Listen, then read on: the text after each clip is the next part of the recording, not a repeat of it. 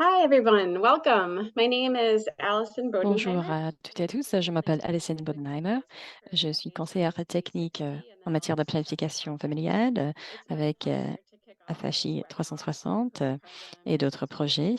Et j'ai le plaisir d'être ici pour ce webinaire sur les indicateurs de planification familiale postpartum et après avortement. Et nous allons parler des enseignements des expériences de l'utilisation de ces indicateurs au Nigeria, Burkina Faso et au Rwanda. Vous pouvez ajouter à la boîte de dialogue votre nom, votre titre d'organisation et votre pays. Vous pouvez choisir une langue. Vous allez cliquer sur l'icône d'interprétation de votre écran Zoom et vous pouvez sélectionner le canal anglais ou le canal français. Vous pouvez aussi couper l'audio original, ce qui peut être plus facile. Il faut sélectionner un canal linguistique parce qu'il y aura quelques intervenants qui parleront en anglais et d'autres qui parleront en français. Vous pouvez aussi bénéficier des sous-titres pendant cette présentation. Vous pouvez cliquez sur l'icône avec les deux C en bas de votre écran pour voir les sous-titres. Si vous voulez cacher les sous-titres, vous pouvez sélectionner de ne plus les afficher. Il s'agit d'une fonction automatique de Zoom, donc il est possible que les sous-titres ne seront pas 100% exacts. Et malheureusement, les sous-titres sont disponibles seulement en anglais pour l'instant. Et maintenant, j'ai le plaisir de présenter le modérateur de notre webinaire aujourd'hui, Alain Damiba. Il est conseiller principal en matière de santé avec l'USAID au Bureau régional de la santé de l'Afrique de l'Ouest. Il travaillait auparavant euh, comme responsable des programmes JPIGO. Il a aussi travaillé avec plusieurs projets de Johns Hopkins. Il a travaillé en tant que superviseur pour les programmes de qualité et de conformité à JPIGO. Il a aussi travaillé sur des projets de renforcement des capacités. Il a travaillé avec plus de 50 pays partout dans le monde. Il a travaillé dans plusieurs domaines, le sida, le paludisme et la planification familiale. C'est un vrai plaisir de vous accueillir aujourd'hui, Alain. Vous avez la Thank you. parole. Good afternoon, everyone. Merci beaucoup. This Merci is à vous such a tous. great introduction. I'm so happy to Merci be part pour of this cette webinar. présentation.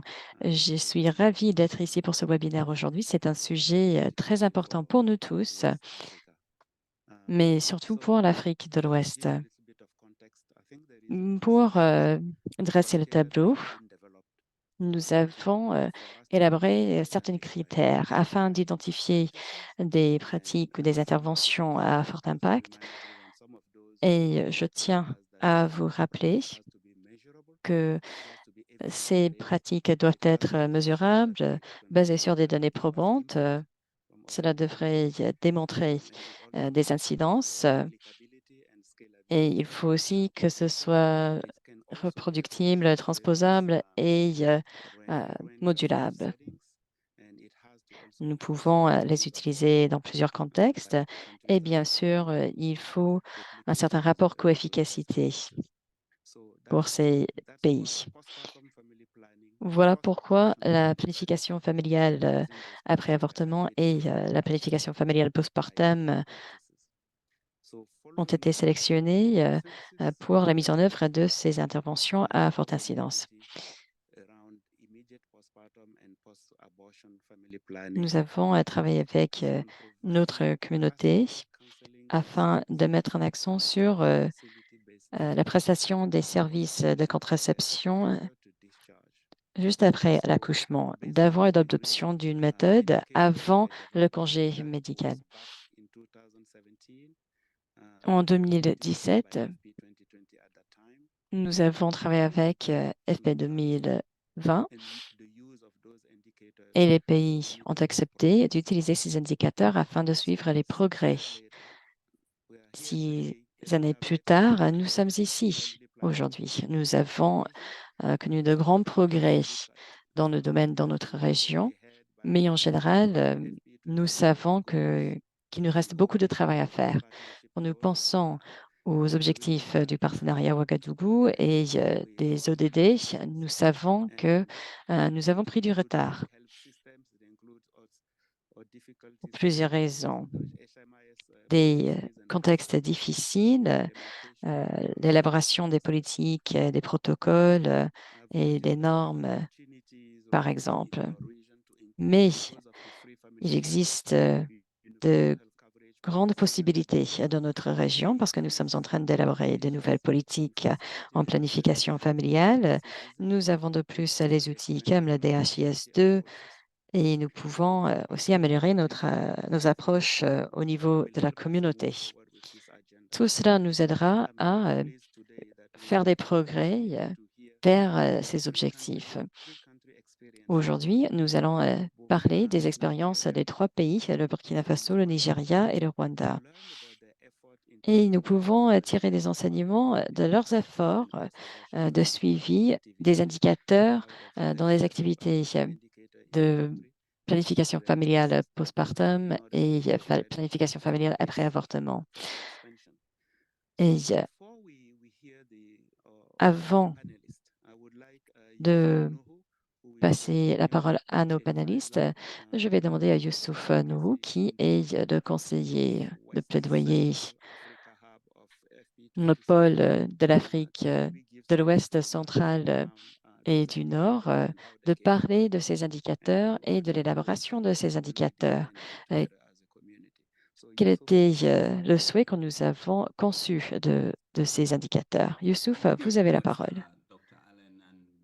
Merci beaucoup, Dr. Allen. Bonjour, bon après-midi, bonsoir à toutes et à tous. Merci d'être ici avec nous aujourd'hui. Les indicateurs ont été utilisés depuis des années maintenant.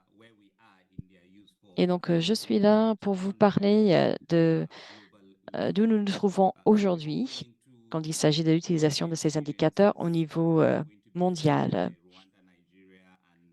Donc, nous allons parler des expériences des 3 pays, mais ce qui est important est de savoir quels sont ces indicateurs. Le comité, la communauté de pratique a recommandé les indicateurs de planification familiale immédiate, postpartum et après avortement. Ils ont recommandé l'utilisation des systèmes nationaux d'information sanitaire pour suivre les progrès et pour faire la collecte des données. Cela devrait encourager plus d'utilisation de ces indicateurs et cela devrait faciliter la collecte des données liées aux indicateurs sans perturbation du système. Et enfin, il faut assurer que les indicateurs sont appropriés au niveau du district, au niveau local, au niveau national et au niveau régional. Parlons des indicateurs. Pour la planification familiale postpartum, ce que nous voyons à gauche, tout d'abord, nous suivons le nombre et le pourcentage des femmes qui ont accouché en milieu hospitalier et qui ont reçu des services de conseil en matière de planification familiale avant le congé de l'hôpital. Et nous avons à ventiler ces données par tranche d'âge avec 2 catégories. Ceux qui ont 20 ans et plus et celles qui ont moins de 20 ans.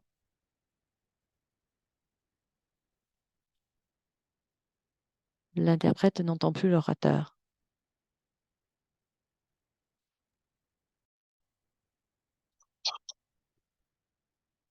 Malheureusement, nous n'entendons pas l'orateur. Nous ne pouvons pas vous fournir le bénéfice de ces remarques.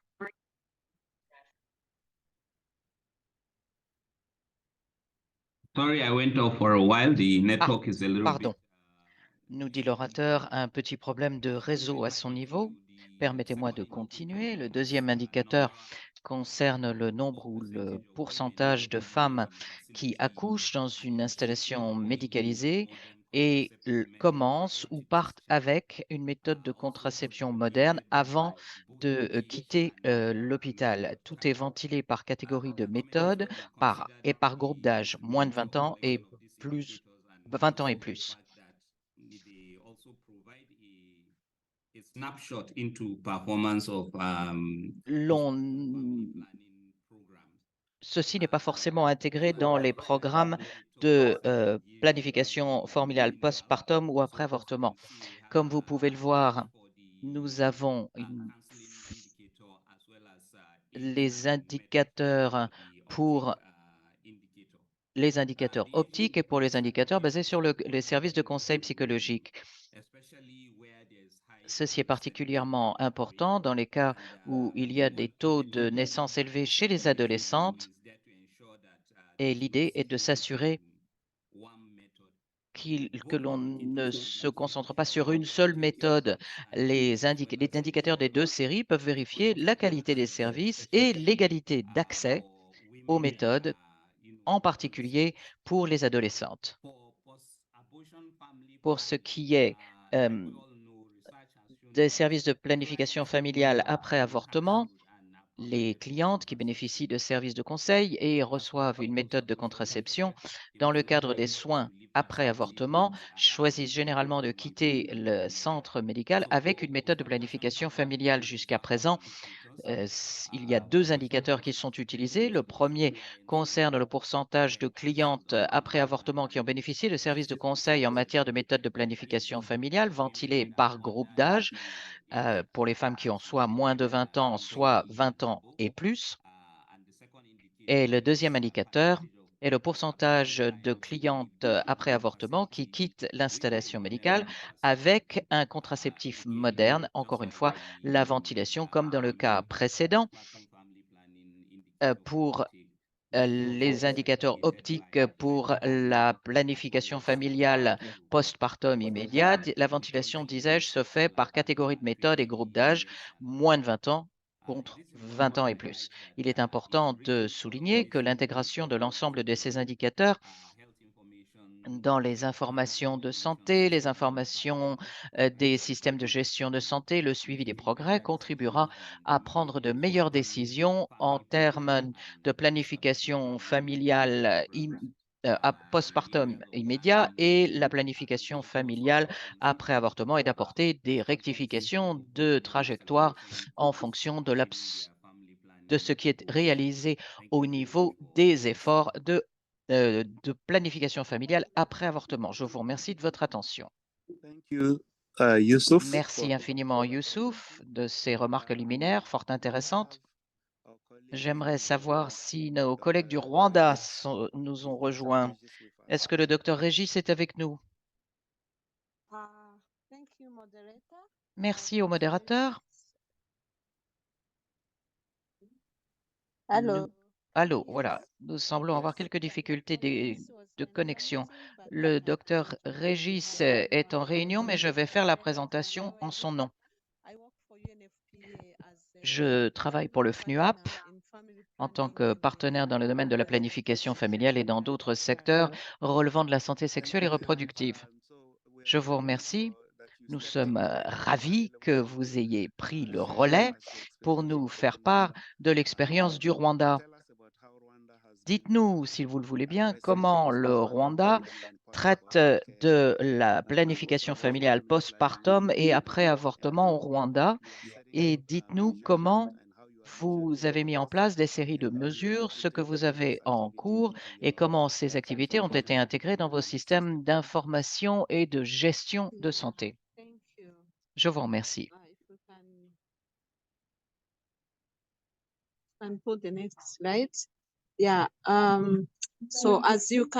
Comme vous pouvez le voir sur la diapositive, je vais vous donner d'abord quelques informations concernant le contexte rwandais puis vous indiquer comment nous avons procédé à l'introduction de la planification familiale postpartum au Rwanda. Quels sont les indicateurs clés et comment ils ont été intégrés dans notre système général de gestion des services de santé. Diapositive suivante. La population rwandaise représente 13,2 millions.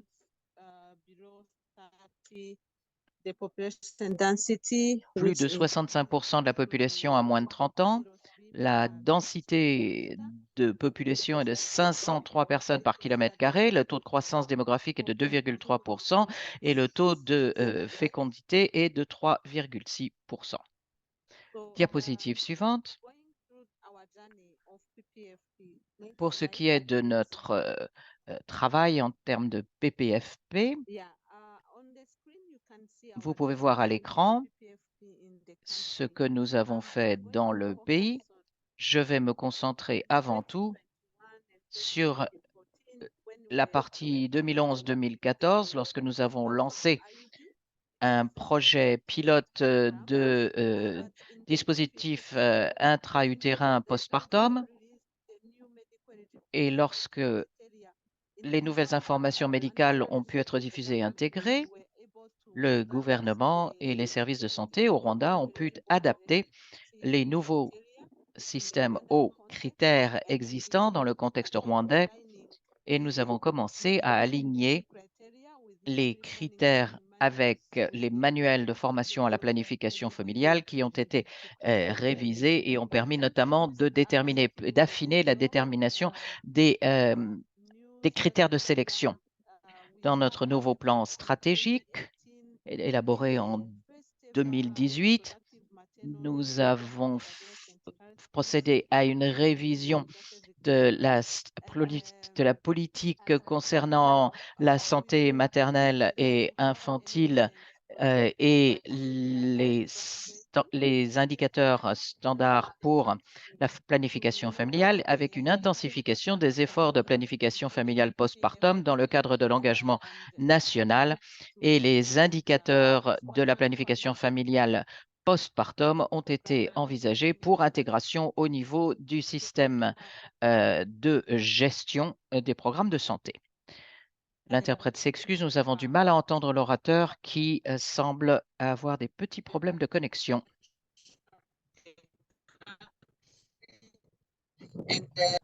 That helps in our strategic document.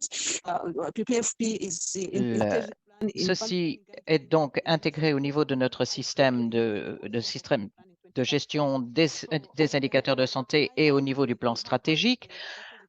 Lorsque nous avons mis en œuvre le plan stratégique, nous n'avions pas utilisé de phase pilote. Nous avons intensifié le programme des indicateurs de planification familiale postpartum à l'échelle de l'intégralité du pays. Et aujourd'hui, ceci est appliqué dans l'ensemble de nos installations. Diapositive suivante, s'il vous plaît. Encore une.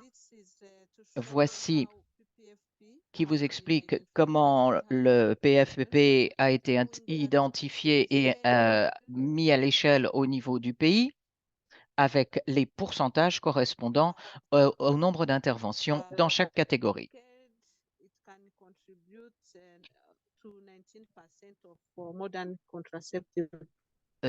La planification familiale postpartum pouvant représenter à hauteur de 19% des interventions.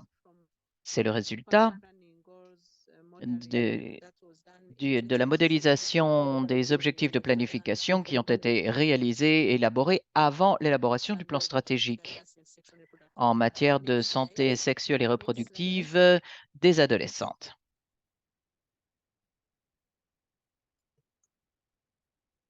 Je puis vous indiquer que lorsque nous avons procédé à une révision de notre document national, nous avons également parlé des indicateurs. Les pays ont adopté les indicateurs qui avaient été proposés en termes de planification familiale postpartum.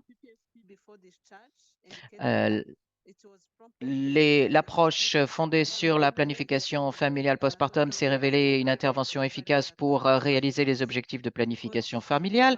L'adoption de planification familiale postpartum avant le départ de l'installation médicale est un indicateur qui a été créé par le nombre important de femmes bénéficiant de soins anténataux et le taux élevé d'accouchement dans des centres de santé, y compris les hôpitaux qui nous ont envoyé un grand nombre d'informations pour nous indiquer qu'ils utilisaient tous ces méthodes de collecte des données modernes. Cet indicateur est assez simple à recueillir. Le dénominateur représente le nombre d'accouchements et le numérateur représente le nombre de clientes qui ont bénéficié de méthodes de planification familiale avant de quitter l'installation, y compris celles qui ont bénéficié de soins après avortement. Il n'y a pas d'indicateur spécial pour les les cas d'après avortement. La collecte de cet indicateur se fait dans le système d'information de gestion des services de santé et a commencé à être mis en œuvre en 2017, comme l'indiquent les tendances des données. Next slide. Okay. This is to show. I will not take long on this because Je ne vais pas m'appesantir par trop ici, car pour adopter la planification familiale postpartum et l'intégration dans le système de gestion des données de santé, c'est fait au Rwanda en collaboration avec un certain nombre de partenaires. Ceci contribue également à un certain nombre de réalisations, y compris l'amélioration des indicateurs de santé maternelle, comme l'indique la diapositive ici, l'histogramme avec la barre en bleu. 1071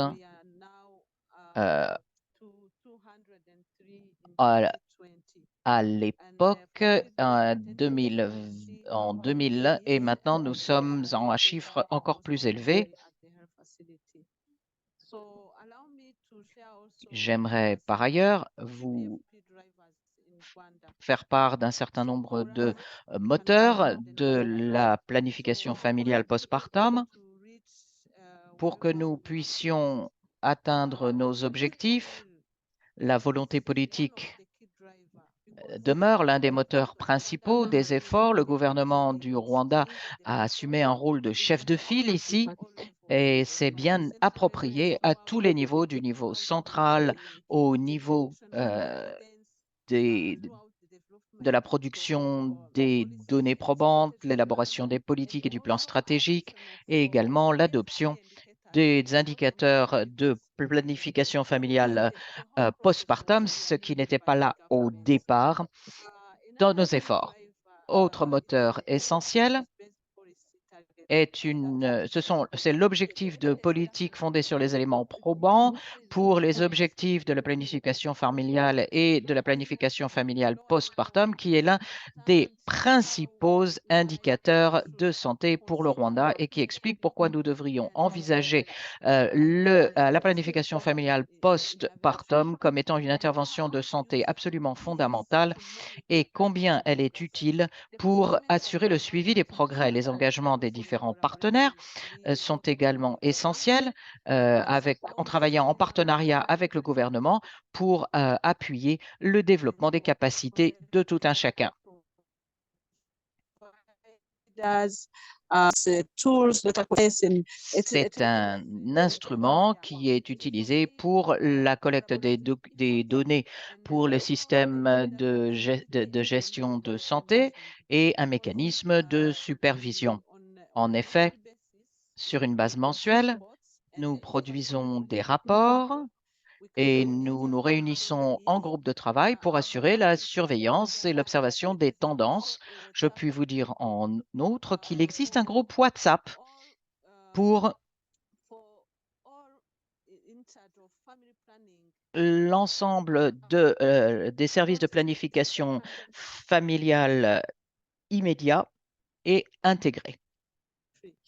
Who and on a daily basis monitors to know How Sur many une base quotidienne, il surveille le nombre de financements reçus, le volume des dons, et cette supervision quotidienne nous permet de déterminer pourquoi ces chiffres sont ce qu'ils sont et s'il n'y a pas fourniture de services de planification familiale postpartum, pourquoi?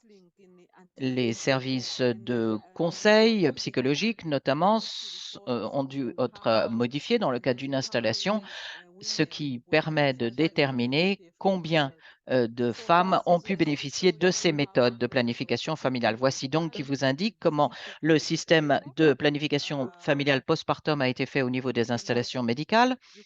Vous pouvez Okay. So it was just to share with you how PPFP is embraced as not Je not voulais health-related vous matter, montrer but also comment some nous avons encouragé related l'adoption de elements. So on the screen, you can see the process of PFPP district level. à tous les niveaux. Donc ici, nous avons le processus de PFPP au niveau du district. Je ne peux pas prendre beaucoup de temps pour parler des détails, mais je voulais tout simplement vous montrer comment nous avons vu l'évolution qui a commencé avec les parties prenantes au niveau du district et l'orientation de ces parties prenantes. Et nous avons travaillé avec les communautés, nous avons formé les champions, nous avons formé les mentors. Les mentors sont allés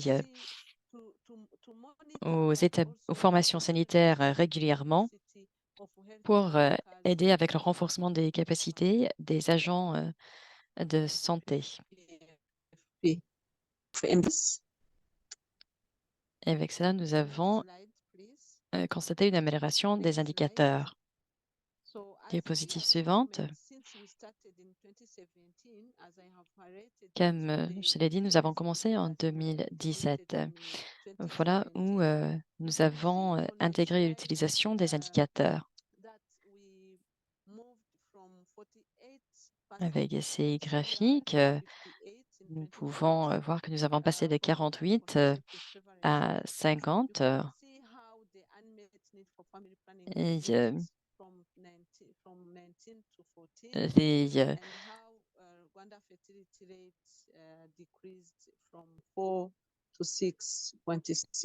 les besoins non satisfaits ont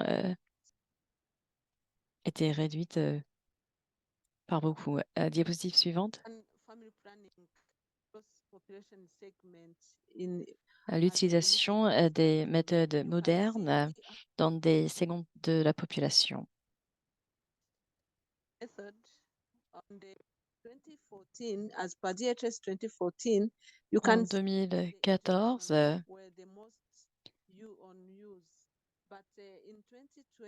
il y avait une forte utilisation des injections, mais en 2019, nous avons changé.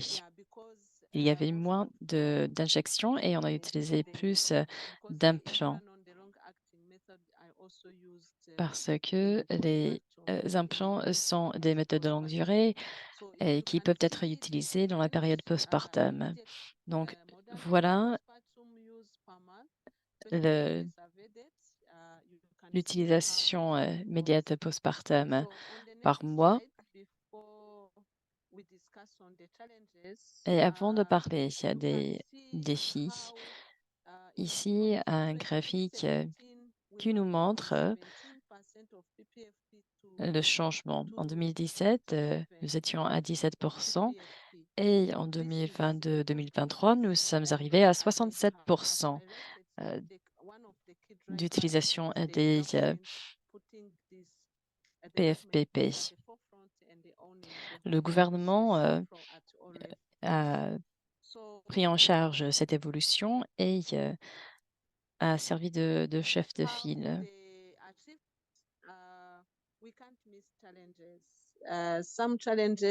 Donc, parlons des défis. Il y a des difficultés qui sont liées aux rumeurs, aux mauvaises informations. Nous avons aussi noté qu'il y a une certaine faiblesse pour la gestion des données. Nous pouvons intégrer les indicateurs dans la SNIS, mais il y a toujours des difficultés avec des prestataires qui ne fournissent pas de rapport, qui ne fait pas la bonne collecte des données.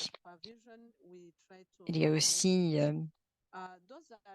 une charge de travail importante pour les agents de santé dans des hôpitaux et dans des cliniques. D'autres difficultés, il y a des formations sanitaires confessionnelles qui n'offrent pas des services de planification familiale. Nous travaillons avec les partenaires afin d'assurer qu'il y a toujours des formations sanitaires à côté ou pas loin des établissements confessionnels pour assurer que les clients ont toujours accès aux méthodes de contraception modernes. Nous sommes en train de créer des approches de financement novatrices. Nous travaillons pour établir des cliniques qui ne sont pas loin de la communauté, qui sont assez proches et qui peuvent aussi fournir des services de PFPP. Ce sont des professionnels qui sont formés. C'est un partenariat public-privé. Ces agents de santé sont formés, ils se sont autonomisés, ils ont accès aux produits, ils peuvent offrir des services de PFPP. Donc, si nous pouvons créer ce sens d'appropriation et nous pouvons améliorer le choix et organiser un mentorat sur site afin d'encourager l'éducation continue des prestataires de services. Avec cela, nous pouvons combler les lacunes. Nous pouvons saisir toute opportunité pour encourager les femmes à utiliser des méthodes contraceptives modernes. Merci beaucoup. Toutes mes excuses au nom du docteur Régis qui a été dans une autre réunion. À vous, Alain. Merci beaucoup, merci pour ce partage de l'expérience rwandaise. Nous avons constaté des résultats formidables dans une courte période. Vous avez été capable de créer des synergies, de travailler en étroite collaboration avec les partenaires au niveau de la communauté. Quelque chose qui m'a frappé était le leadership du gouvernement et du ministère de la Santé et le fait que tout le secteur a appuyé cette initiative. Je ne vois pas de questions dans la boîte de dialogue pour l'instant. Je vais vérifier.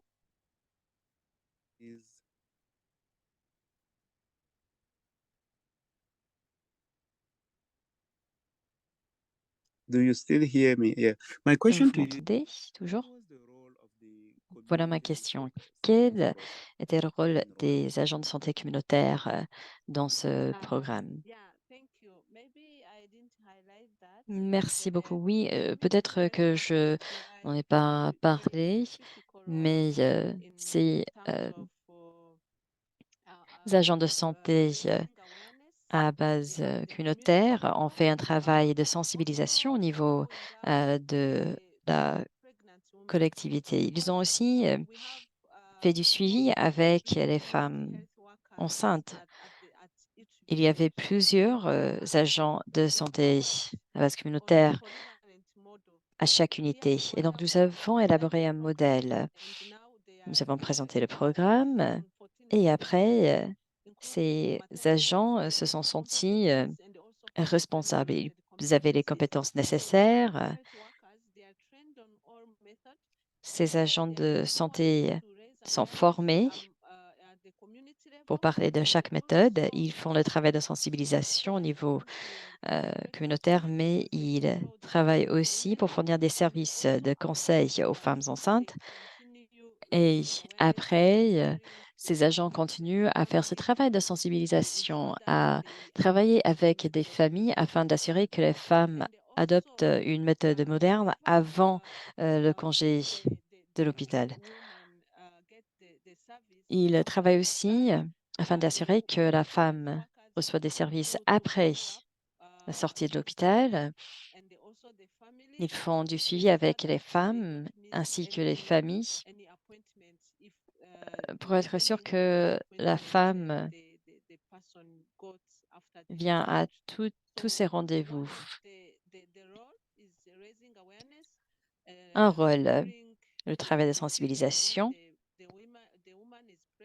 et aussi le suivi pendant la grossesse et aussi d'assurer le choix d'une méthode moderne après l'accouchement.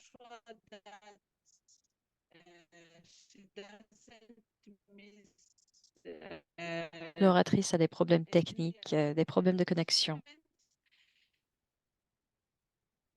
Okay, I think the line is They not. also, as Yeah, a, go ahead and and they finish. also, they are also provided that. Et- Sorry? Hello? Bonjour, vous m'entendez? Yes. Okay. Yeah. So Oui, this oui. is what we are going Donc, to do. voilà ce que nous allons faire. We have a time constraint, so I'm going as Notre temps est limité. En tant que modérateur, je vais prendre une décision. Nous allons continuer. Je vois qu'il y a beaucoup de questions dans la boîte de dialogue. Nous allons d'abord passer à la discussion de l'expérience au Nigeria et après à l'expérience du Burkina.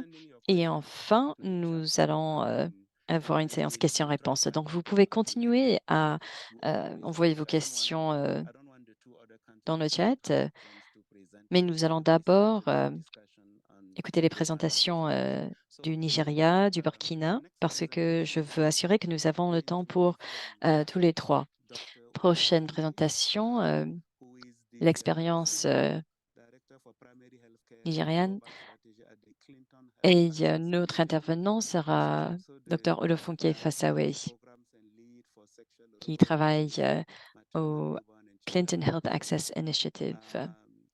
Et elle travaille sur le portefeuille de planification familiale. Avant de travailler au Tchad, elle était consultant avec l'ONU-SIDA et aussi avec l'OMS. Elle a fait ses études en santé internationale. Madame la docteure Funke, vous avez la parole. Merci beaucoup, Alain. Bienvenue à toutes et à tous. Je suis ravie de parler de notre expérience au Nigeria, notre expérience de soutien pour le ministère fédéral de la Santé. Voilà le contexte. Je vais parler du programme, des accomplissements, des résultats, ce que nous avons fait pour intégrer les indicateurs dans notre système d'information sanitaire. Diapositive suivante. Comme vous le savez, beaucoup de problèmes liés à la santé maternelle et néonatale représentent un gros problème. Nous avons un taux de mortalité maternelle très élevé. Beaucoup de femmes continuent à accoucher à l'extérieur du système sanitaire. Donc, 60% des accouchements se passent au domicile. 15% des naissances au Nigeria sont dans des États de Kaduna, Katsina et Kano, qui sont au nord du pays. Et cela représente 20% de la mortalité maternelle et néonatale.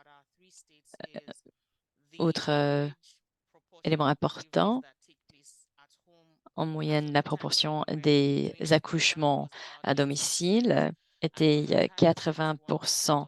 Et à un moment, c'était à 91% dans l'État de Katsina.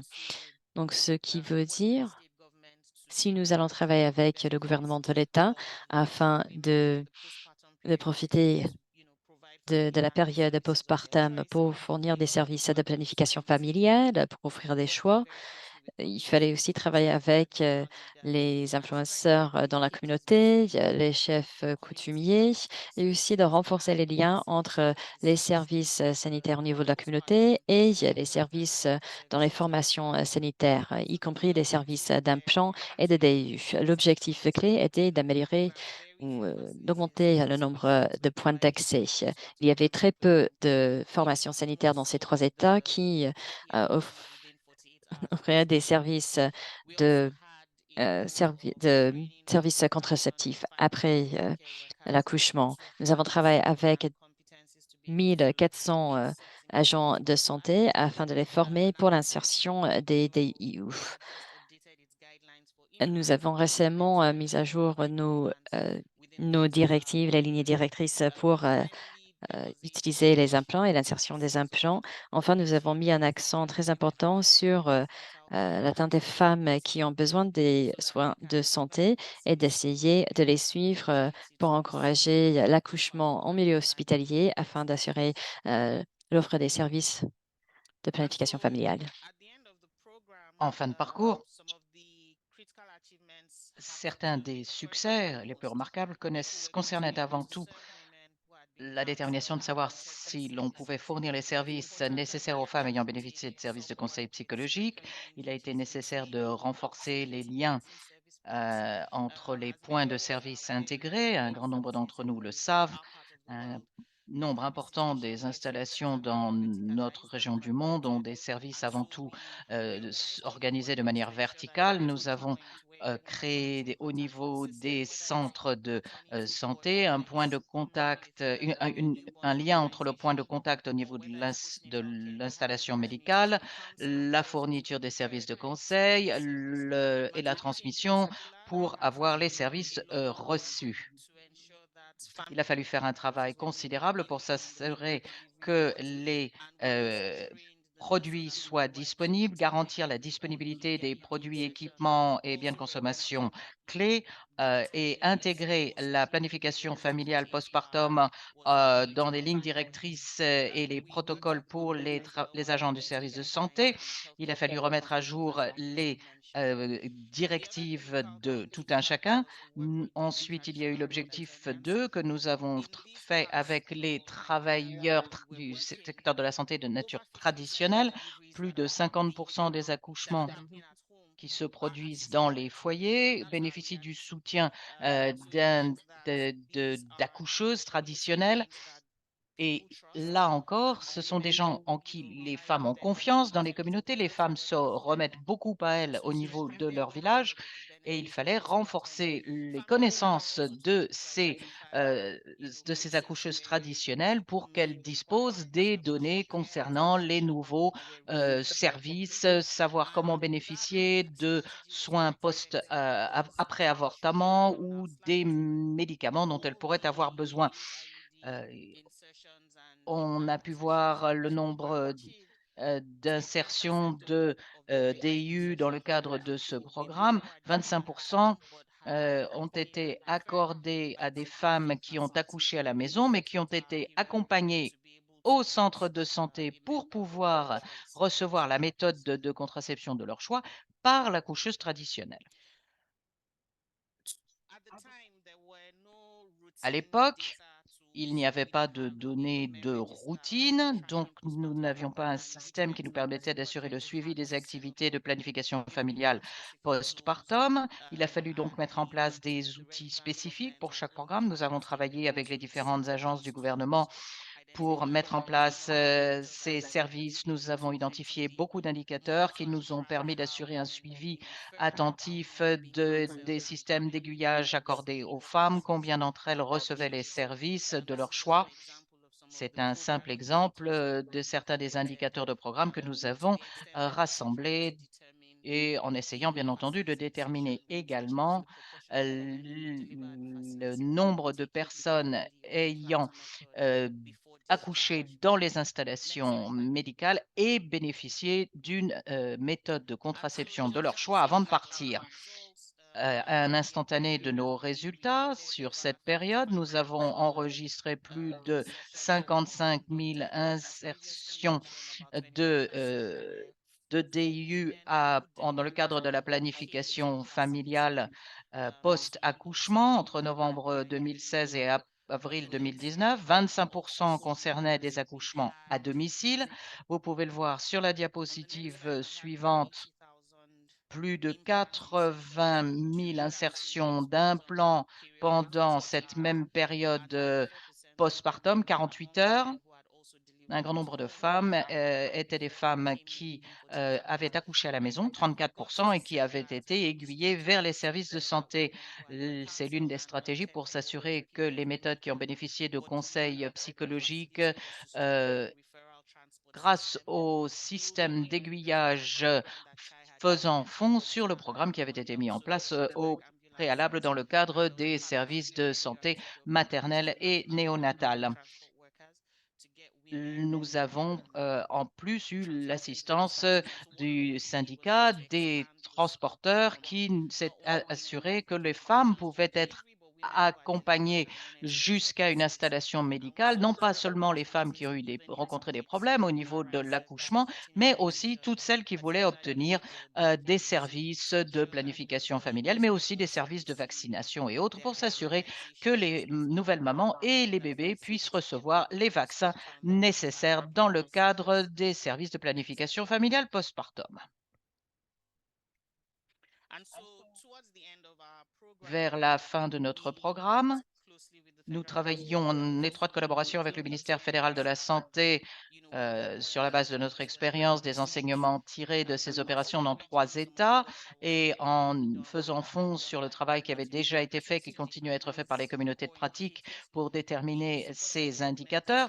Nous avons appuyé le gouvernement pour intégrer les indicateurs de routine critiques dans les activités de planification familiale postpartum par les communautés de pratique y afférentes. Il y a une révision tous les 3 ans environ. Nous avons pu travailler, je le répète, avec le gouvernement et des partenaires d'importance critique qui sont venus appuyer les activités de santé de la reproduction dans le PIF grâce à un certain nombre d'ateliers, de réunions, de séminaires, et ils ont adopté les différents thèmes que vous pouvez voir à l'écran, ce qui permet d'assurer le suivi des femmes qui ont accouché. On peut voir quelle est la méthode qu'elles ont reçue au moment de quitter l'installation médicale. Les registres indiquent en outre des informations sur les femmes qui sont conseillées en matière de planification familiale et celles qui reçoivent une méthode de planification familiale. Voici encore un instantané du registre de la planification familiale et ses éléments inclusifs qui indiquent le type de cliente. Dans ce secteur, les travailleurs de santé, dans cette colonne, le travailleur de santé va indiquer si la patiente était là pour une visite de routine de planification familiale, si j'essaie d'une cliente de planification familiale postpartum ou après avortement. L'information est résumée dans le DHIS2, donnant comme indicateur le pourcentage de clientes postpartum à qui on a inséré un DIU, le pourcentage de clientes postpartum qui ont reçu des implants Jadel, le nombre de clientes postpartum qui ont reçu un implanton NXT, le pourcentage de femmes conseillées en matière de planification familiale postpartum qui ont reçu une méthode de contraception postpartum et le nombre de femmes qui en ont adopté une. Diapositive suivante. Depuis 2020, les données sont maintenant disponibles de manière traditionnelle. Vous pouvez extraire ces informations, ce qui vous permet de vous focaliser sur les indicateurs de plus grand intérêt. Comme vous pouvez le voir, ceci remonte à il y a 48 heures. Cet instantané à 48 heures, lorsque je me préparais pour cet exposé, vous voyez qu'il y a eu 680 500 insertions dans le cadre de la planification familiale postpartum signalées dans le DHIS2 depuis le lancement des nouveaux instruments de NHMIS. Ceci n'est pas toujours signalé. Le gouvernement continue à travailler en étroite collaboration avec le CHAI et d'autres partenaires pour renforcer le système de déclaration des indicateurs ainsi que la qualité des données enregistrées. Enfin, ma dernière diapositive, quelques enseignements critiques que nous avons tirés de tous ces efforts. Nous pouvons résumer comme suit: le besoin d'intégrer tous ces services dans les données sont essentiels, voir où les femmes peuvent bénéficier de services de conseil, quelles sont les méthodes qu'on peut leur offrir, assurer la disponibilité des produits est essentiel non seulement pour les femmes postpartum, mais aussi comment s'assurer qu'il y a une disponibilité de toutes les méthodes à l'endroit où les services doivent être fournis afin qu'ils puissent être fournis tout de suite après l'accouchement. Il reste encore énormément de travail à faire pour améliorer la qualité par le biais de contrôle de qualité, en renouvelant notre formation des agents de santé. Dans certains cas, il y a eu des situations où des agents de santé sont changés. Le nouvel agent de santé ne comprend pas forcément tous les détails de ces services, comme je l'ai signalé, l'importance des aiguillages, en comprenant bien que dans notre contexte, un grand nombre de femmes continuent à accoucher à l'extérieur des installations médicales, ce qui veut dire que il y a beaucoup d'opportunités manquées, il y a beaucoup de femmes qui, si on leur fournissait les services, notamment les services de conseil, décideraient de demander une méthode de planification familiale. Ce qui m'amène à la fin de mon exposé. Je suis prête à répondre à toutes vos questions et je vous remercie de votre aimable attention. Merci, Dr. Olufunke. Excellente présentation. Comme je l'ai dit, je vais demander au Dr. Sheikh de faire son exposé, puis nous ouvrirons la discussion. Dr. Ouedraogo est un spécialiste qui est aujourd'hui le directeur des projets de santé reproductive du bureau Burkina Faso de JHPIGO. Auparavant, il travaillait pour le PSI, il était également conseiller régional pour le bureau de l'IPPFP à Nairobi. Je vous donne la parole, Dr. Ouedraogo, pour la mise en place des services de planification familiale postpartum et après avortement au Burkina Faso et les indicateurs que vous avez indiqués. Je vous remercie tous. J'ai le plaisir de partager l'expérience de Burkina au regard de l'adaptation et l'utilisation des indicateurs de PF postpartum et la PF de post-abortum au Burkina. Diapo. C'est le plan que je vais suivre comme ça, un contexte. Je vais parler du processus d'adaptation et de prise en compte des indicateurs, l'utilisation des indicateurs pour le suivi des progrès au niveau programmatique, les défis et des perspectives et puis une petite conclusion. Diapo.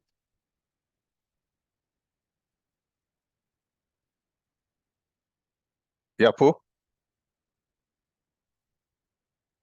Le contexte, il faut dire que comme le Burkina,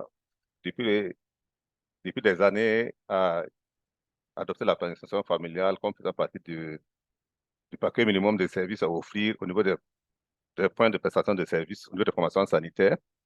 Et il y avait de bons indicateurs par rapport à la consultation prénatale, postnatale, et aussi le taux d'accouchement assisté était très élevé, ce qui constituait une opportunité pour introduire la période du postpartum, c'est-à-dire plus de 80%. Et suite à la conférence de Londres en 2020, il faut dire que le Burkina a décidé d'adopter son plan d'accélération sur la planification familiale du postpartum et en collaboration avec GIPAEGO, a travaillé à accompagner le ministère en introduisant un projet pilote par rapport au du postpartum et d'investir formation sanitaire avec l'accompagnement de l'INFPA. Il faut dire qu'à ce niveau, le GIPAEGO avait déjà mis en place en développant des outils de collecte de données et aussi des fiches de collecte pour pouvoir traquer les informations et revenir. Et aussi, on a élaboré aussi une base de données à cet effet. Ensuite, il y a eu le projet d'extension durable que l'IBIPAEGO a mis en œuvre et des soins après avortement au Burkina dans les années, dans la même période. Et ça consistait vraiment à revoir faire la révision des politiques, normes et protocoles en incluant la planification familiale du postpartum et aussi en intégrant la formation de la période du postpartum dans la formation de base dans les écoles de formation et aussi la formation continue des prestataires. Et elle a été retenue comme une pratique à haut impact dans le plan national de PF.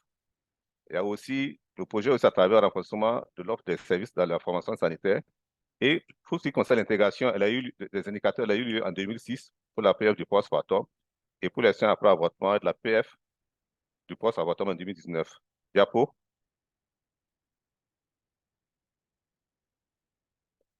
Diapo. Donc, l'adaptation et la prise en compte des indicateurs, c'est un processus, c'est un long processus qui a eu lieu pour dire que KIPAEGO a profité de l'opportunité de la révision des indicateurs qui se fait tous les 5 ans au niveau national. Et nous avons convenu de faire suite à un atelier de consensus national, nous avons défini les indicateurs qu'il fallait prendre en compte tenu de l'expérience que nous avons déjà élaborée à travers le projet que nous mettons en place. Nous avons retenu 3 indicateurs qui étaient pris en compte. C'est le pourcentage des femmes accouchées qui reçoivent un counseling dans le postpartum, des femmes accouchées qui adoptent une méthode avant de quitter la maternité ou la clinique selon les pays, et aussi l'indicateur, le pourcentage des clientes de soins après avortement qui ont adopté une méthode de PF. Et à cet effet, nous avons travaillé avec le ministère à élaborer les rapports, à réadapter les outils. Diapo.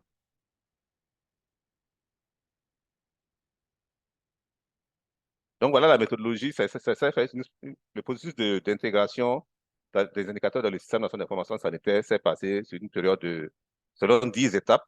D'abord, on a sélectionné les indicateurs de planification familiale et du postpartum et les indicateurs de la PF du post-avortum intégrés dans les outils du SNIS. Après, on a fait la révision des outils au niveau national et de collecte et pouvoir prendre en compte tous les besoins en information au niveau national. Après, nous avons intégré les indicateurs dans le système national d'information sanitaire. Et après, il y a eu la sélection de ces outils-là pour intégrer dans les outils du SNIS. Sur le SNIS, il y a beaucoup d'outils. Dans les outils du SNIS, c'est ce qui a été fait. Et l'intégration des indicateurs a eu lieu dans le SNIS, effectivement. Après, ça, c'est la 5e étape où on a pu intégrer les indicateurs, la PF du postpartum et la PF du post-avortum dans le système national d'information sanitaire. Diapo. Donc, après ces diapositifs, donc après cette étape, on a été obligé de faire la révision des outils concernés, comme je dis en interne, les variables, et on a paramétré les indicateurs de PF, du post-avortum, du PF, du post-avortum retenus dans ANDOS, le système d'information, dans ANDOS au niveau du Burkina. Après ça, il va travailler avec le ministère à faire les impressions des différents outils pour les mettre à disposition des formations sanitaires et juste la formation des gestionnaires de données par rapport à... Allô? On a eu à faire la formation des gestionnaires de données et aussi la formation des prestataires, surtout pour le remplissage des outils de collecte et aussi les responsables qu'on appelle les infirmiers chefs de poste. Donc, c'est un processus, c'est ce processus que nous avons utilisé pour pouvoir intégrer les indicateurs dans le système national d'information sanitaire.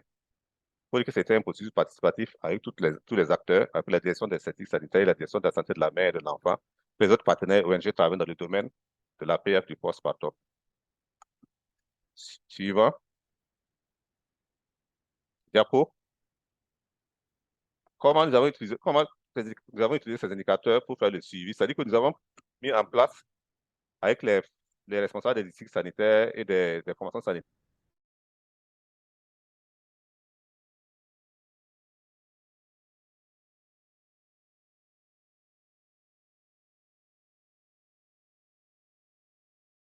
chaque formation sanitaire à travers les suivis et les supervisions. On identifie les problèmes, les gaps et on était à apporter les solutions sur place.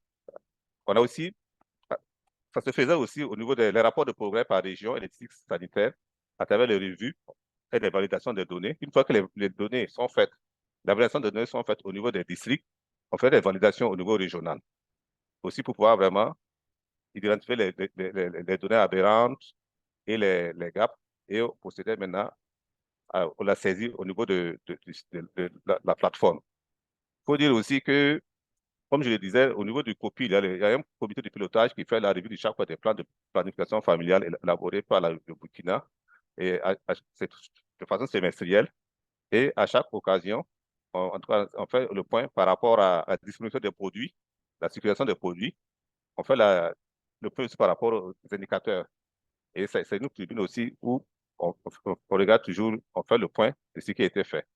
Bon, il faut dire que l'utilisation des indicateurs, ça permet aussi de faire la planification et de prendre des décisions par rapport à la performance des projets, des programmes qui sont mis en œuvre au niveau national et au niveau des ONG. Diapositif.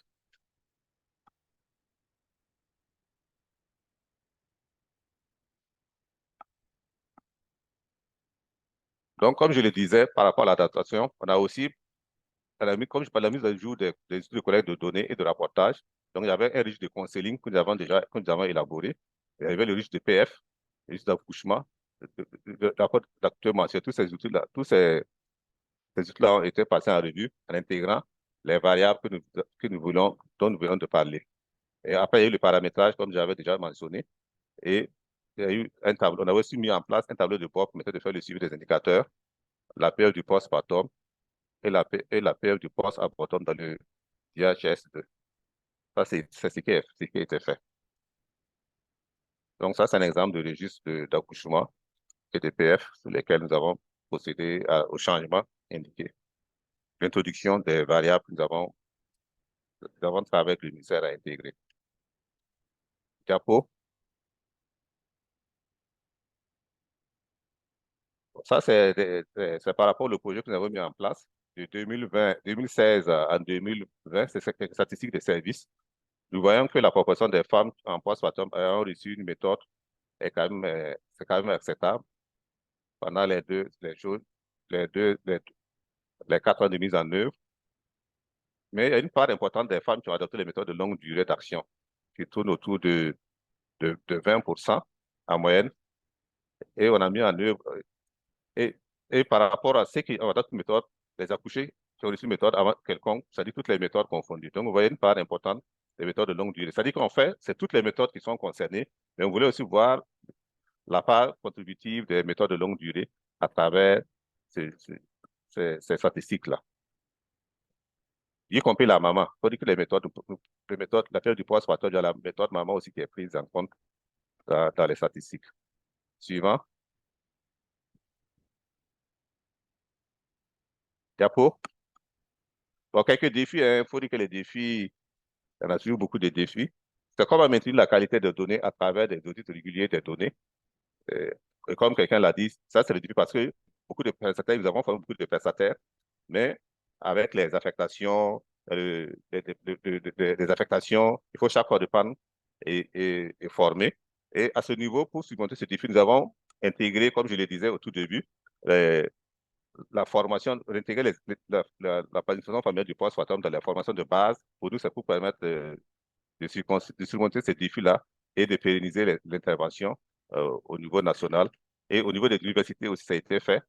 On a repris le programme, le contenu de la formation pour intégrer la planification familiale du postpartum et du post-abortum, ce qui fait que même si le personnel qui est affecté, on peut toujours, avec les nouveaux qui sortent, on pourra maintenir un nombre important de personnel. On a vu aussi qu'un défi, c'est malgré que c'est intégré dans les outils, dans les registres, il n'y a pas de, on ne peut pas faire les statistiques sanitaires, il ne faut pas ressortir les annuaires statistiques, ressortir la part de la perte du postpartum, la perte du post-abortum, tout est PF. Donc, on a dit que c'est une intervention à haut impact. Nous souhaitons qu'on fasse ressortir ça là, on voit les efforts que ça fournit par les prestataires sur le terrain et les programmes pour pouvoir vraiment faire ressortir cette intervention de haut impact, comme je l'avais dit. Bon, c'est comment aussi, surtout là, il y a aussi la disposition des outils de collecte de données qui font souvent défaut dans les formations sanitaires, comment faire que ça marche de façon permanente. et qu'on puisse, qu'ils puissent remplir de façon permanente. Un autre défi que nous avons constaté, c'est bien que ça soit écrit dans les formats, ces indicateurs-là soient intégrés dans le SNIS. Il faut dire que toutes les formations sanitaires ne le font pas car les prestataires n'ont pas été formés. Que les prestataires, c'est vraiment passé à l'échelle. La planification familiale du postpartum et les PF du postpartum sont passés à l'échelle et tous les documents normatifs ont été mis à jour, prenant en compte prenant en compte la période du postpartum, du post-avortement. Mais nous avons vu que, comme je parlais du turnover du personnel, là, des prestataires, il y a toujours chaque fois besoin de pouvoir renforcer les compétences et surtout les équiper pour qu'ils puissent donner des services qui soient de bonne qualité. Diapo.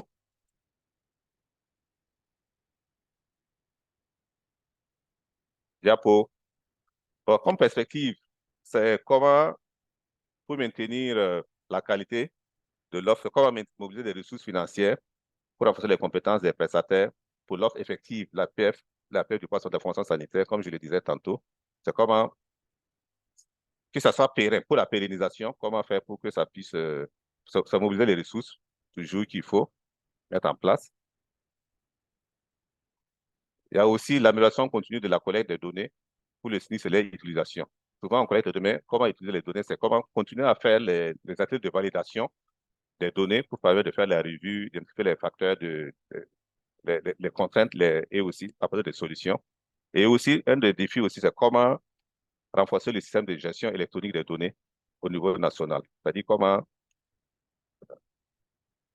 ça aussi, c'est un défi, bien que ça a commencé, surtout au niveau des niveaux communautaires déjà, il y a des systèmes de gestion de données électriques qui sont mis en place. Il faut dire qu'au niveau du projet, on l'avait initié aussi, comment collecter les données de façon électronique. Et on devait travailler au niveau national pour faire ça. Donc, actuellement, il y a beaucoup d'initiatives qui sont en cours. Je crois qu'une fois qu'on aura fini de paramétrer tout ce qui existe comme initiative au niveau national, on pourra vraiment mettre en exergue chaque fois la période du post-partum, du post-avortum. Et pour conclure, Diapo.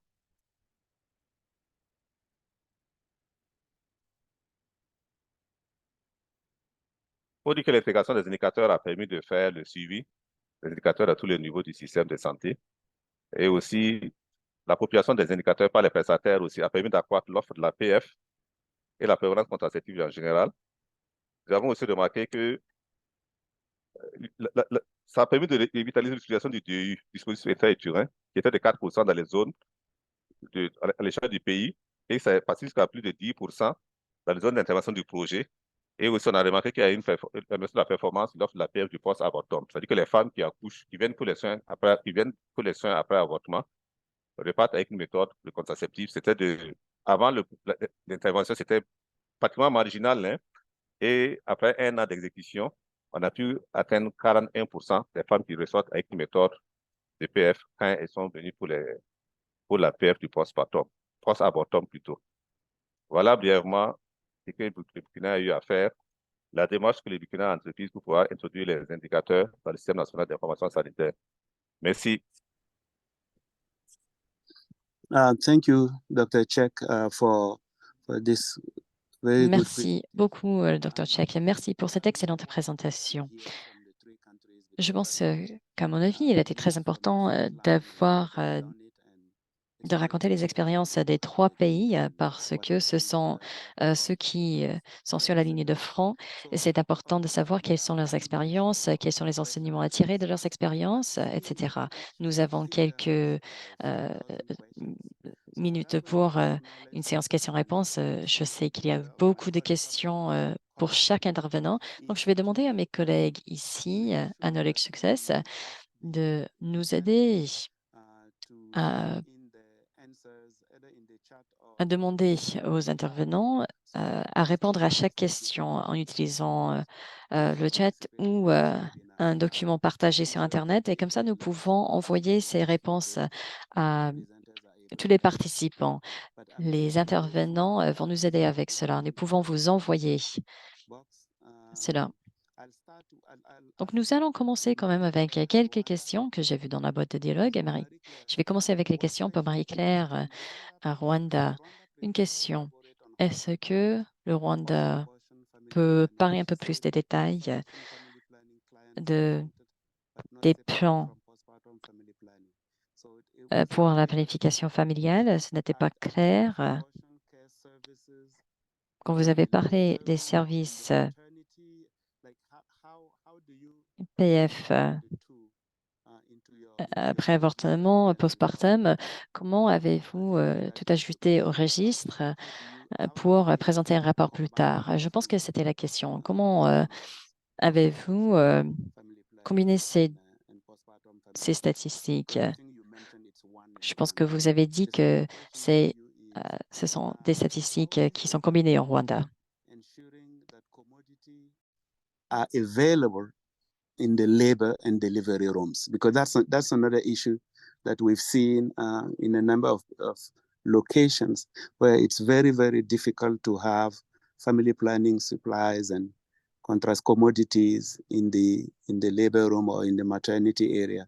Women have to go to another space, another location in the compound to get their family planning services, which is not always convenient. So how did you ensure that those contraceptives were available in the maternal newborn health area? So let me start with you, Can I Marie respond Claire, on the for these two question? questions. Yes? Thank you. I'm Joel Seruchacha. I'm in charge of family planning in Rwanda.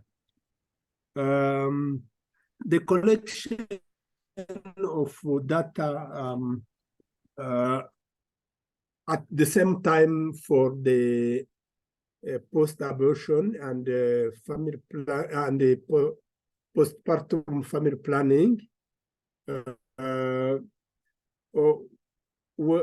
We use the same register for all family planning, even in the postpartum and in the general family planning. Reason why we have not put more information on data collection, and we, as you know, the post-abortion is done at maternity, and each woman, as recommended by WHO, the woman can be pregnant after 6 months. Reason Peuvent why se retrouver enceintes au bout de 6 mois. Il est donc important qu'au niveau du postpartum, les services fournis soient les mêmes. Au niveau de l'ensemble des méthodes disponibles, vous allez trouver par exemple les injectables pour le postpartum, ce qui peut faire que l'on peut administrer les injectables immédiatement dans la salle, dans le secteur où le postpartum se produit. Donc chaque femme peut obtenir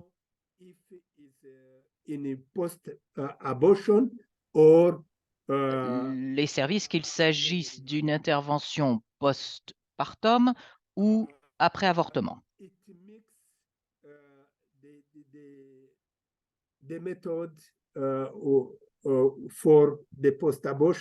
Les méthodes des suites d'un accouchement normal ou à la suite d'un avortement sont donc les mêmes. Merci.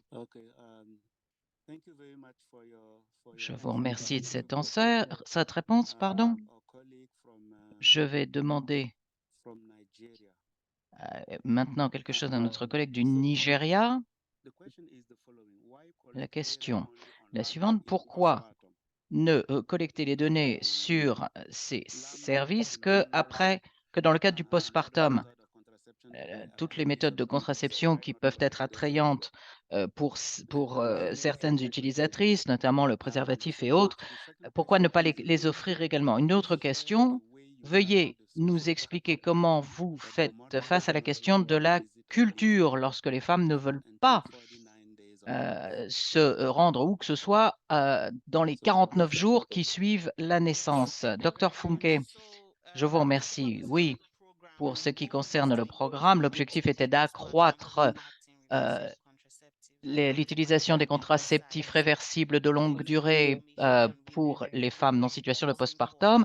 Donc, nous voulions collecter les informations concernant les femmes qui optaient pour, par exemple, le DIU. Dans le cas des femmes qui voulaient des méthodes de plus courte durée, c'était tout à fait recommandé également et il était possible de l'intégrer dans le cadre de l'inscription sur le registre traditionnel de planification familiale. Pour la deuxième question, en ce qui concerne la culture, comme je l'ai dit précédemment, nous travaillons en très étroite collaboration avec les influenceurs dans les communautés, dans ce cas particulier des femmes qui sont souvent présentes au niveau du point de prestation de services pour aider les femmes qui décident d'accoucher en dehors des systèmes de santé, en travaillant notamment avec les accoucheuses traditionnelles, les influenceurs communautaires pour travailler dans le domaine de la planification familiale postpartum, mais aussi les avantages de la vaccination et des soins post-accouchement, ce qui fait que les femmes peuvent opter pour ces services.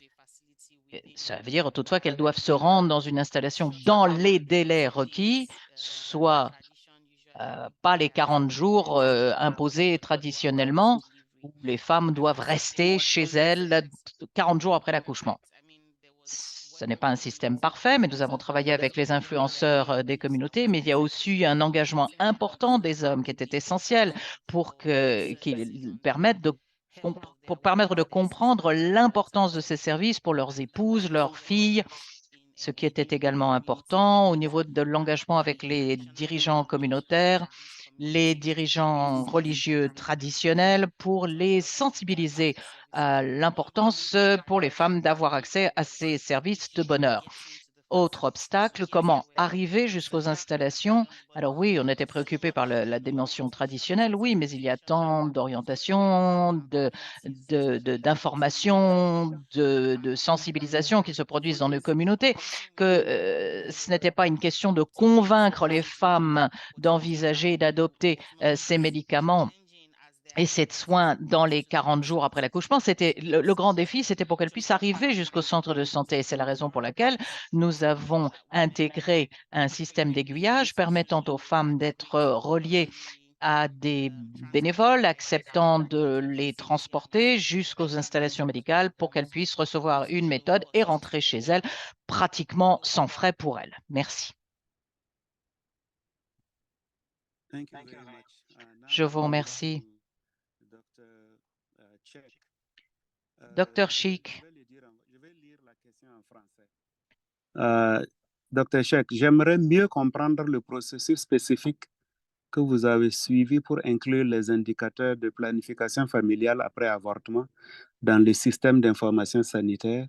En quoi ce processus diffère du processus d'intégration des indicateurs de planification du postpartum? Parce que vous avez l'air d'avoir fait une différence entre les deux efforts. Est-ce qu'il y avait une différence? Et ce serait intéressant de voir les leçons que vous avez apprises dans l'introduction de ces deux indicateurs dans le système d'information sanitaire. La deuxième question, c'est, vous avez parlé de la formation des prestataires. Et la question, c'est de savoir si la communauté qui était desservie, cette communauté-là, était-elle prête à recevoir et à accueillir ce nouveau service? Quelle était leur réaction? OK, merci bien. Excusez-moi. Merci, monsieur le modérateur. Merci pour la question. Il faut dire que le processus d'introduction, d'intégration des indicateurs pour la PF du post-abortum, en fait, l'indicateur était là, mais n'était pas renseigné. Il était là, et il n'était pas renseigné, et que les prestataires, comme vous savez, quand on parle d'avortement, les gens, c'est comme si c'est quelque chose, une stigmatisation, il y a beaucoup de peur, de crainte, parce que les gens ne connaissent même pas les dispositions légales en matière d'offres dispositions légales en matière d'offres de services pour les avortements dans les pays. Donc, ce qui fait que quand les gens ne prennent pas le temps de connaître les dispositions légales en matière d'offres de soins qui concernent les avortements, il y a cette peur et c'est cette stigmatisation qui fait que même les prestataires ne le font pas. Donc, il a fallu vraiment travailler, comme je dis, une opportunité, travailler avec lors des formations, insister, faire les activités de clarification des valeurs et l'expression des valeurs des prestataires et transformer les attitudes pour les faire comprendre que ça fait partie de un service. Les soins après avortement, c'est un service, y compris la perte du postpartum. Et la performance d'un programme de soins après avortement se mesure par le nombre de femmes qui viennent et qui viennent pour le service et qui ressortent avec la méthode de PF. On a défini l'indicateur au minimum, comme 70% des femmes qui viennent pour les soins après avortement doivent repartir avec une méthode de PF. Donc, c'est ça qui montre que votre programme de soins après avortement est performant. Donc, ça dit que c'est cette stigmatisation, cette peur-là. Sinon, effectivement, c'est pas différent. La méthode n'est pas différente par rapport à la peur du postpartum, effectivement, qui était vraiment quelque chose de nouveau.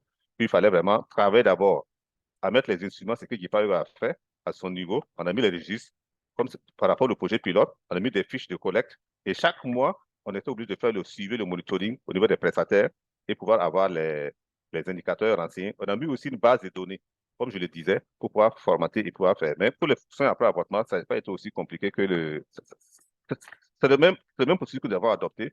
C'est un consensus national pour lequel GIPA va montrer l'importance de définir quel indicateur d'un service de soins après avortement, c'est la PF après avortement. Si vous avez 100 femmes qui sont venues pour demander des services d'avortement et il y a 10 qui repartent, donc ça dit votre programme n'est pas, c'est-à-dire que les gens doivent faire le counseling et former les femmes qui feraient partie. Et à ce niveau, au niveau du Burkina, nous avons travaillé avec le ministère de la Santé à ce qu'on mette les produits.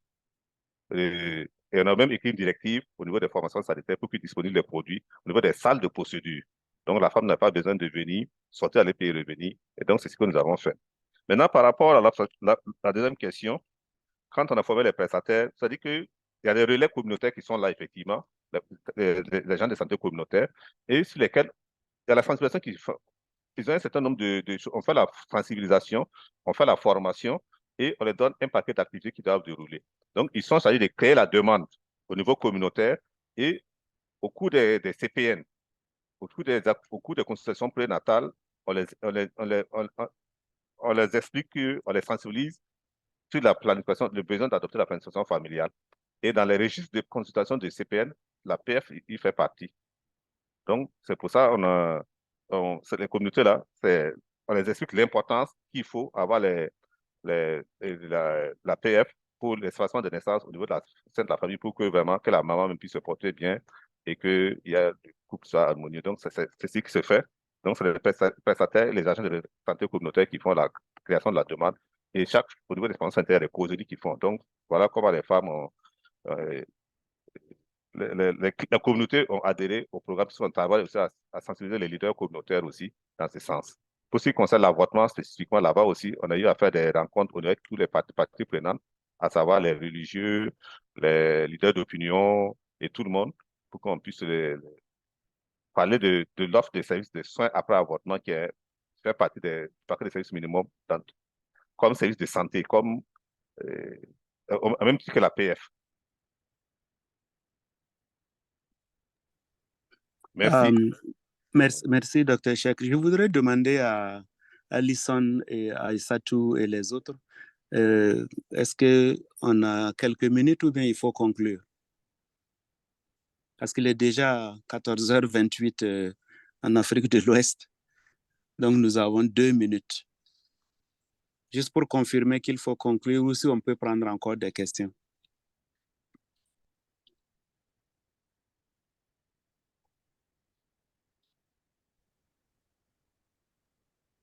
Aïssatou? Aïssatou? Oui, alors je pense qu'on peut conclure, mais juste vous pouvez rassurer les participants que les panélistes vont répondre aux questions qu'on va envoyer par email. Donc, rassurez-vous, toutes les questions seront envoyées par email pour ne pas abuser de leur temps. Merci. Ok, super. Ça c'est une très bonne nouvelle. Donc, pour toute l'audience, on aura toutes les réponses à toutes les questions qui ont été posées dans le chat. Et j'aimerais conclure en disant qu'il y a un certain nombre de points que moi j'ai retenus. C'est l'importance du leadership gouvernemental et l'implication de la société civile. C'est l'importance de ne pas faire les choses à moitié ou en morceaux, mais d'utiliser l'approche système santé pour s'assurer que toutes les pièces et tous les éléments dont on a besoin pour faire cette mise à échelle là sont disponibles. Ce qui m'a aussi frappé, c'est un thème qui est revenu la semaine passée lors de la réunion du comité de pratique francophone pour l'intégration de la planification familiale du postpartum dans les autres services de santé. C'est ce concept de guichet unique, d'utiliser l'identification systématique des besoins de la cliente, de ne pas avoir d'occasion manquée. Donc, tout ce concept-là d'intégration en temps et en espace très important. Ensuite, ce que j'ai entendu, c'est le rôle des agents de santé communautaire dans les références. Et on a même vu que, je crois, au Nigeria, je crois que c'est 25% des femmes qui avaient accouché à la maison sont quand même, après coup, elles sont venues à la maternité pour recevoir des méthodes de planification familiale.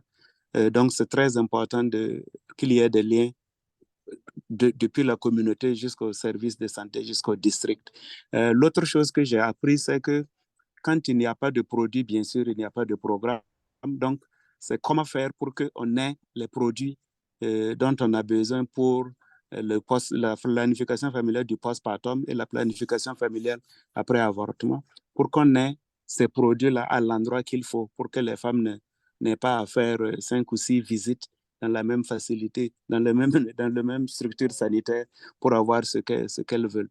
Le dernier point que j'ai retenu, c'est le besoin de mobilisation de ressources pour mettre en œuvre tout ça, parce que la mise à échelle demande des ressources, et pas seulement des ressources des partenaires, mais je pense que de plus en plus, on veut voir les ressources domestiques, qu'il y ait l'implication de la société civile et des acteurs.